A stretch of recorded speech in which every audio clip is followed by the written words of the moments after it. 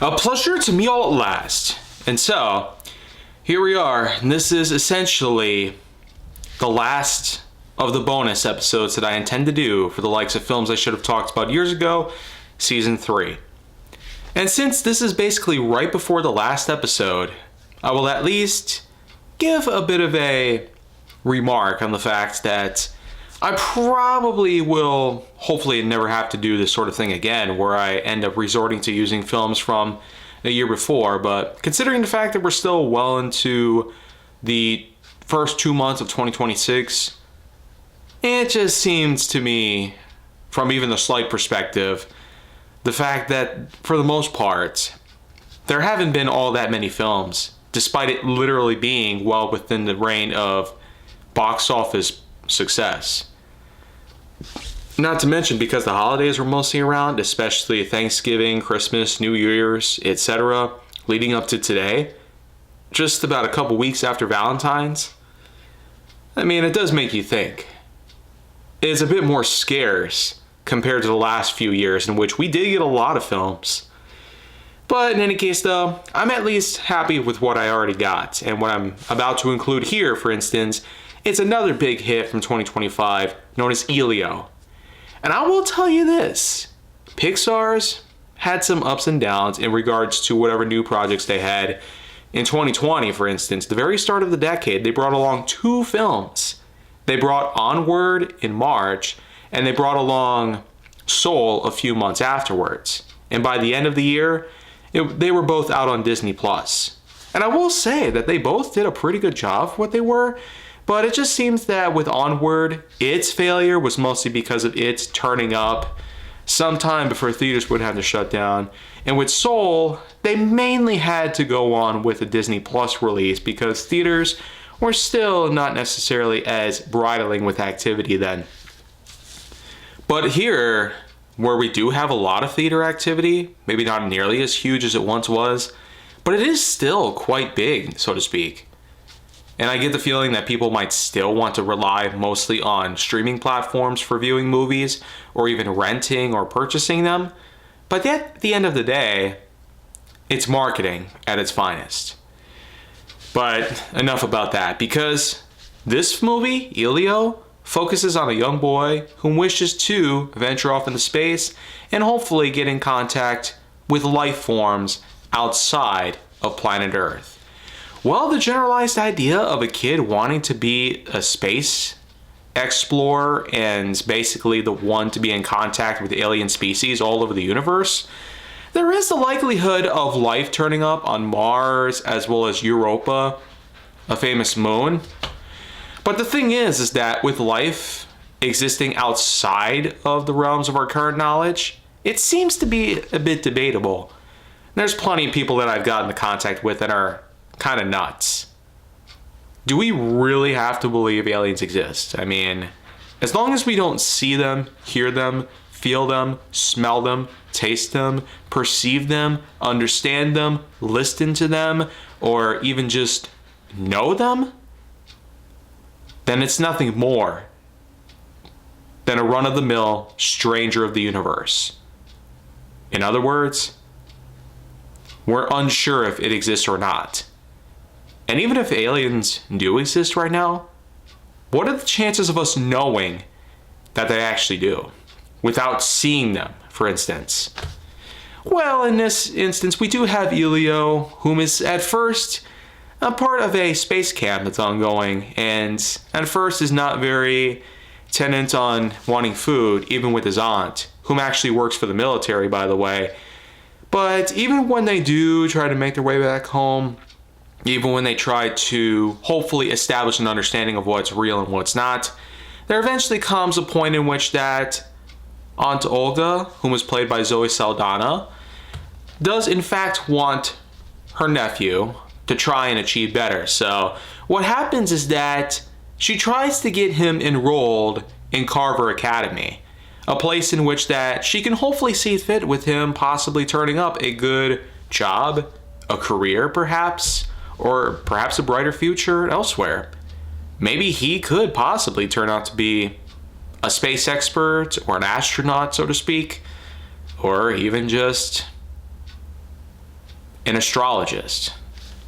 The understanding of this, though, doesn't exactly come off as positive to Elio, because understanding that he once snuck out to the likes of the beach at night, and there happened to be other people around as well, including people that he would have considered friends.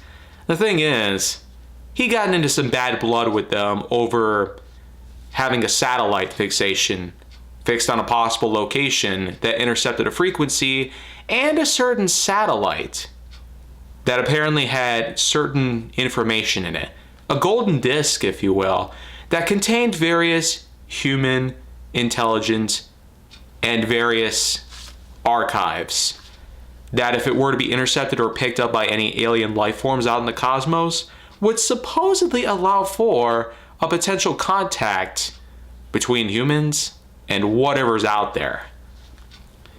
Even when at Carver Academy, things just don't exactly work out all too well, and it ultimately results in a conspiracy, believe it or not. Because what happens later is that into the night, Elio unfortunately gets backed into a corner, some raging water in the nearby sea, with all these guys coming at him wearing alien masks and trying to get to him. And unfortunately, it turns out to be a pretty nasty predicament that he ends up in. But knowing what happened earlier when he supposedly snuck into basically a radio station of some sorts. After all, Olga had to tend to some business, considering that there was a guy whom had actually found some sort of contact and intercepted a frequency with what he does assume to be alien life forms. But it does seem that it's understandable why Olga wanted to keep Elio out of this, because just think, a young kid who's obsessed with understanding the universe and wanting to get in contact with aliens versus an adult who actually got a hold of technology that can pretty much transmit these frequencies. It's kind of nuts when you think about it. But the fact that Elio was able to successfully transmit a message back to these senders from somewhere in the universe, it all leads up to Elio being in a time freeze and being latched out of his grip by these bullies, if you will, at Carver Academy. He is then sucked up by what are supposedly tractor beams. And well, it turns out there were people that listened to his message. People outside of the realm of existence. Life forms that were more intelligent than he realized. And even more so, there's a little guy that latches onto his body and supposedly allows for a multitude of things to happen. Gravity implication, temperature control, health, and other notable usages. It's essentially like a health monitor in a way, but it does a lot more for him. These little guys, though, they are in fact one of the first to introduce him to a whole new world that he had never seen before. And I'm pretty sure he might just be the first ever human to have ever gone off to the stars. In a pretty unique way, too. Well, it turns out that this message was indeed picked up, and Elio's message was, in fact, played back to him. He is seen supposedly as the leader of Earth, an ambassador, if you will. And as it turns out, this little world that he's gotten himself involved in is simply known as the Communiverse. This is, of course, the place that he is transported to. And overall, he's gotten to meet and greet with tons of different intergalactic friends of all sorts. So it just seems that by this point, we are in quite an impressive place worth of Pixar imagination. But I feel like it doesn't stop there, though, because apart from the many characters that we have to work with here, and essentially a whole universe worth of different things worth talking about here, well, the thing is that with various actors in mind, with Shelby Young, Jamila Jamil, Bob Peterson, Shirley Henderson, Jake Gittman, and tons of others out there. Apart from all that, though, there is one other character that will also come into play as well. With all the protagonistic characters out there, as well as the supposed antagonist characters leading up to Elio being sucked into the Communiverse and all that, we do have at least one more worth talking about here. Lord Grygon. Supposedly, he is seen as a warlord whom seemingly has some disagreements with the rest of the ambassadors. And considering Elio is placed on with the ranking of ambassador to Earth, he is, of course, the one to supposedly set off to create an agreement with Grygon himself and hopefully establish an understanding and or peaceful offering that can allow Grygon a place in the ambassador's table. So, apart from the political things that were going on here, it's just part of the true understanding of how leadership works, and more importantly, that Elio has found himself in quite a challenging spot. Apart from the problem he had back on Earth with these people at Carver Academy trying to intimidate him and bully him for his beliefs on aliens existing, a very thing that most people wouldn't understand, nor would people have the tendency to believe. Like that, of course, is going to be automatic to most of us. And like I said, I myself have no certainty on whether life forms outside of Earth are truly of existence. And it's not exactly an important thing to talk about anyways. It'd be different if there was something actually hovering over Earth and possibly causing stress to some people. But we just don't see that happening anytime soon. Anyways though, even when Elio and Grygon meet face to face, especially on Grygon's own ship, it doesn't seem to go out too well. Elio supposedly does try to prove his worth, as one of Grygon's main hobbies is shooting and killing things. Yeah, kind of a good setup for a pretty bad man, an antagonistic character if you will. But it overall just leads Elio, unfortunately, becoming a prisoner aboard Grygon's ship. Yeah, and so Elio unfortunately finds himself in the hands of a pretty nefarious group.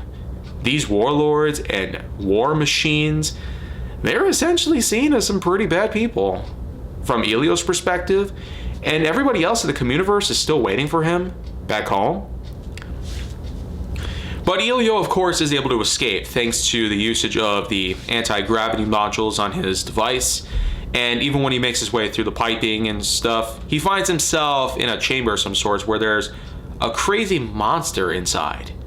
Elio is essentially stuck to the web, and with the help of the device latching onto this creature's body, it turns out that it is actually somebody whom is very similar in personality to Elio's, just has little understanding of humans, if you will. Well, Glordon is the name of this character.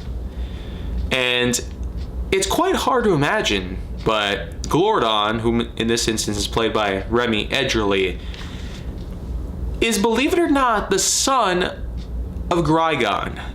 Yeah, pretty impressive when you think about it. The son of Grygon is seen as a nobody and just some useless schmuck whom would rather not go fight in war. And so, the thing is that we have a completely different spectrum here to talk about when it comes to Glordon's perspective on life.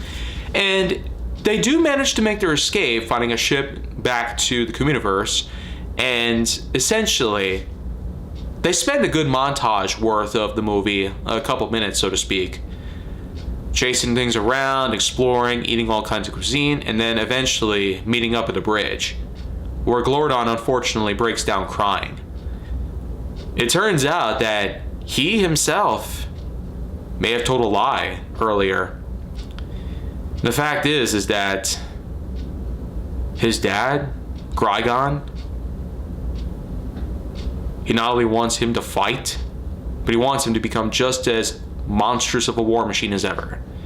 So what they plan on doing here is that, understanding what happened earlier in the film when the Communiverse was able to create a clone of Elio and send it back to Earth to essentially unfreeze time in the very moment he was about to be punished by the bullies. Well, the thing is that as events do continue from that point on, where Olga picks him up from Carver Academy and things slowly become to return to normal, as this clone, if you will, starts to behave more like a normal young kid. And Olga, at first, is pretty amazed by this, because with Elio's obsession over aliens and all that stuff, it was kind of a pain for her to deal with. But now it seems that Elio's like a totally different person. Most likely because of the beatdown he obtained or otherwise. Well, above all that though, it's fair to say that this same cloning method could very well hopefully help Glordon from becoming part of his dad's master plan. So the clone of Glordon is made, and they both head on to Grigon when Grigon starts threatening everybody over his sons being missing. And when they return to him, Glordon is put into a mech suit, and basically the rebirth of the son of Grigon himself is complete. But it turns out, in a split-second reaction, they find out it's a fake. Wow. And I will say, it kind of shook my heart a bit once they made the surprise discovery that it was a clone inside and not the actual Glordon. So, oh man, but it gets even worse from here, because it turns out that Elio's lie about being the ambassador and stuff is eventually discovered, and a way out has to be made for him to get back to Earth safely. The rest of the Communiverse is basically hit hard by Grigon's forces. And it's worth mentioning that Grigon is, believe it or not, played by Brad Garrett. It's kind of out of nowhere for me. I mean, I did not really expect Brad Garrett to come up there, knowing that there were so many actors out there that had yet to have a big role in the world of acting. But, you know, it's still pretty welcome. And Brad Garrett is pretty bold in terms of having a voice that is rather grungy and somewhat menacing. He's played a number of different characters over the years, from what I remember. Anyways, though, oh man, all the destruction that's happening on the Communiverse, and Elio can't even do nothing about it. Well, it seems that it's pretty much over for him. This clone, however, that Elio had created, the clone of Elio essentially was discovered. Olga found out about the eye being missing after the patch had been put on because of the fight that broke out back at Carver. And the whole time it was basically a unique trickery. But once it was discovered, oh man, Olga was just as crazed as one would ever thought. But once the real Elio comes back, she is practically relieved. I mean, it's kind of an underreaction, if you will. Most of the time when somebody goes missing for days, weeks on end, there would be a way, way bigger reaction than this. I mean, it's just a movie, right? I don't think we can really say about it as much. But, of course, even though the clone of Elio doesn't seem like he's rather necessary, he actually does become pretty helpful in spite of what was discovered about him. But they somehow managed to find out that a space pod had come down to Earth and is being kept in a warehouse guarded by the military as well as local officials. And there are also members of a hazmat team that were sent in to find out what's inside. But since they suspect that Glordon may be inside that pod, well, they formulate a plan to get inside. The clone ends up distracting the likes of the guards outside the warehouse, as the real Elio and Olga manage to find their way inside. And when they do manage to get inside the pod and find that Glordon, unfortunately, isn't doing so well, they try to make their escape, which at first they do a good job of, but once they leave the atmosphere, there is tons of space trash all over the place. Years of decommissioned satellites, lots of rocks and debris and all sorts of crap that has been laid all over the place. They gotta find a way to dodge it because of all the speed they have to do just to even get out of Earth's gravitational field. Well, Olga tries to get some help. At first from the person whom had intercepted the transmission from the Communiverse earlier. He was brought in to help, and then there was also one of the guys earlier that Elio had encountered. And after reconciling with him, they basically both agree to work things out. Between the help of these characters, as well as Olga and Elio trying to navigate their way out of this massive trash field, as well as nearby networks of meteors and such, they do manage to make it through with some damage obtained, and thankfully are eventually able to get hyperdrive working. so they can find their way back to the Communiverse quickly and efficiently. Once they make it there, though, Grigon's forces have practically eliminated a good amount of the Communiverse, with a good amount of survivors still around, mostly being held like hostages, until it seems that Glordon is found. I mean, we would think that the likes of Grigon, with his destructive force, he would have caused many more casualties or deaths. But I guess it's just the fact that it's a Pixar film from 2025. And it's possible that with Pixar films from earlier years, it could have been more common, right? In Bug's Life it happened, and Incredibles it happened, and a few other times it's also happened. Even at the end of Brave from 2012, just 13 years prior, you had at least one person die. But apparently in Elio, they plan on keeping a lot of the guys alive. Who am I to judge on that stuff? Because it doesn't really matter though, because Glordon is eventually handed back to Grigon, whom himself feels bad about Glordon. Again, this kind of plays into what I was talking about earlier. You'd think that Grigon, seeing that his son is likely dead, could probably blame Elio for it and just tear him apart.